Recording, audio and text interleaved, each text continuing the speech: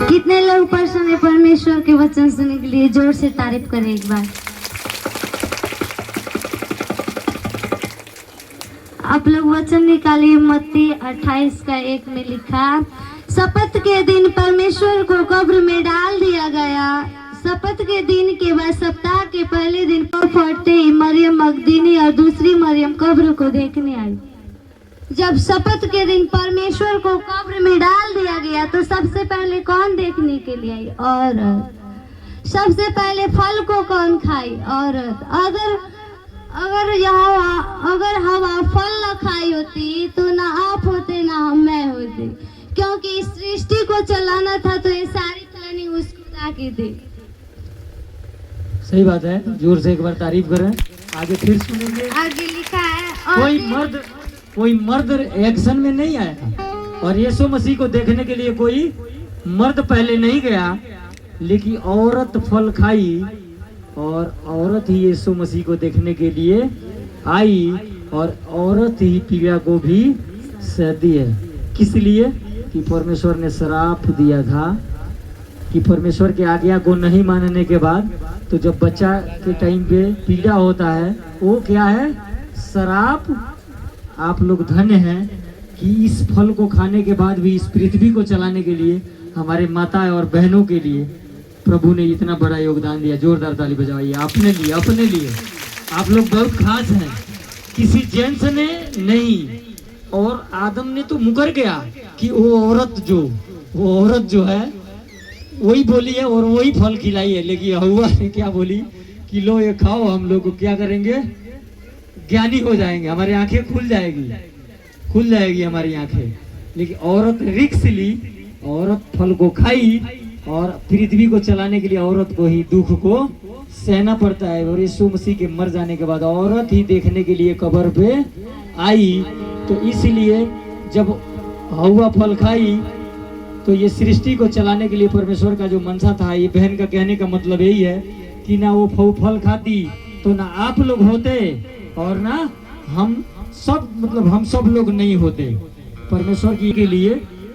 और वो फल खाई और ये पृथ्वी चलाने के लिए नियम बना, ये कायदा बना कि आप अपने पसीने की रोटी खाएंगे। आइए फिर बहन के द्वारा आगे वचन सुनेंगे।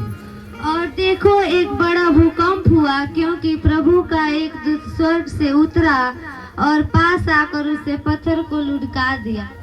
जब मरियम परमेश्वर को कब्र में डाल दिया गया था तो उस द्वार पर जाकर प्रार्थना कर रही थी। उसे पता था कि परमेश्वर मुर्दों में से जी उठेगा, क्योंकि परमेश्वर ने पहले ही भविष्यवाणी किया था कि मैं मुर्दों में से तीसरे दिन जी उठूंगा। क्या था? ये वचन पढ़ रही है तो आज आपको क्या कर रही है? वचन सुना रही है। परमेश्वर ने क्या किया था? पहले क्या किया था? भविष्यवाणी किया था कि मैं मर भी जाऊंगा तो जी उठूंगा, तीसरे दिन जिंदा हो जाऊंगा। आज क्या बोलते हैं, देखो ना, पैसवा आज ना उतरी नू तो बिहने हुआ कि हमारे घर बड़ा हाला करिए से दुआर हुआ।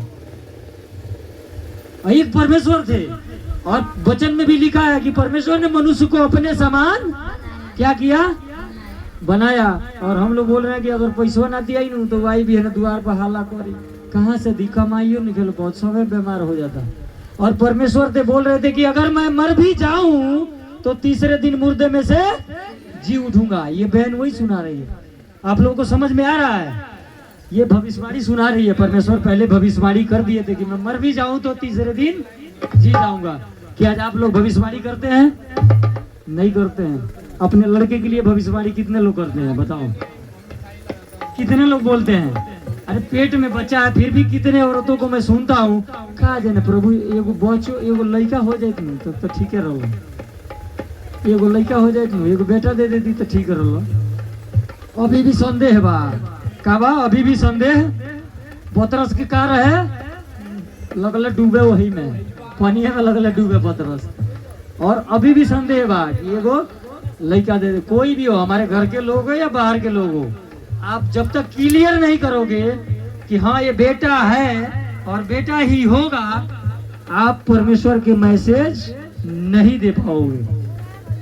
बहन बता रही है आपके सामने कि परमेश्वर ने भविष्यवाणी कर दिया था कि मुर्दे में से जी जाऊंगा, अगर मर भी जाऊं तो तीसरे दिन जी जाऊंगा। आगे सुनो, फिर सुनेंगे वचन। जब मरियम प्रार्थना कर रही थी तो उस द्वार पर एक बड़ा सा भूकंप हुआ और स्वर्ग से एक स्वर्गदूत उतरा जो उस पत्थर को लुढ़का दिया और उसी पे बैठ गया। जब वो बैठ गया तो उसके शरीर बिजली के समान और उसके वस्त्र पल्ले के समान चमक रहा था। जब हम लोग भी प्रार्थना करते हैं और प्रार्थना में जब स्ट्रांग होते हैं तो हमारा भी शरीर बिजली के समान और पल्ले के समान चमकता है। जोरदार ताली बजाओ यीशु की। ये सही बता रही है, सही बता रही है, क्योंकि इसे दिखता है और ये सही बता रही है। जब आपको चमक आएगा, परमेश्वर दर्शन देगा। और आगे और भी पढ़ना है, इतना ही पढ़ना है, इतना ही। बैठ जाओ, जोरदार एक बार और ताली बजाओ इसके लिए। और मैं एक चीज और बताना चाहता हूँ। मैं तो चलो इस पे ध्यान नहीं देता हूँ, या कई ऐसी चीज है हमारे जाने के बाद, अगर हम किसी के घर गए, हम जाना क्यों नहीं चाहते हैं अभी कि किसी के घर जाएं। हम आत्मा में स्ट्रॉन्ग होते हैं तो परमेश्वर के क्लोज होते हैं, और जब क्लोज होते हैं, अगर हमारा एक चेला है जो मेरे करीब है और मैं जितने बात बताता हूँ वो सच निकलता है। ये लोग भी हमारे साथ यहाँ रात में प्रार्थना करने के लिए थे। मैं एक भविष्यवाणी किया, वो पूरा हुआ। आप लोगों को पता है, कितने लोगों को पता है? इसी जगह में मैं बोला था, पिछले महीने में बोला, इस महीने में हुआ। तो जब हमारा परमेश्वर के साथ संगति होता है, परमेश्वर गहरे भेद को हम पे जाहिर करता है। हम किसी के घर इसलिए जाने से बच रहे हैं कि परमेश्वर, मेरा मनसा नहीं था कि मैं कहीं जाऊंगा, आप लोगों के घर आऊंगा, ऐसा नहीं है। आप बुलाएंगे, उस तरीके से बुलाएंगे तो मैं जाऊंगा। लेकिन परमेश्वर वचन में लिखा है कि यरूशलेम को न छोड़ना, और जब तक पवित्र आत्मा तुमसे कहे ना, तो जिस जगह में हो उसी जगह में पड़े रहना। पवित्र आत्मा मुझसे नहीं कहेगा मैं किसी के घर नहीं जाऊंगा, मैं अपने घर रहूंगा। इसके पीछे मैं एक रीजन बता रहा हूँ। मैं जाता था कहीं भी, अगर लोग खाना खिलाते थे तो खा के आ जाता था। लेकिन पवित्र आत्मा एक दिन मेरे से बात किया, बोला तू कहीं जा रहा है और किसी के घर में जाता है, उस घर में जितने लोग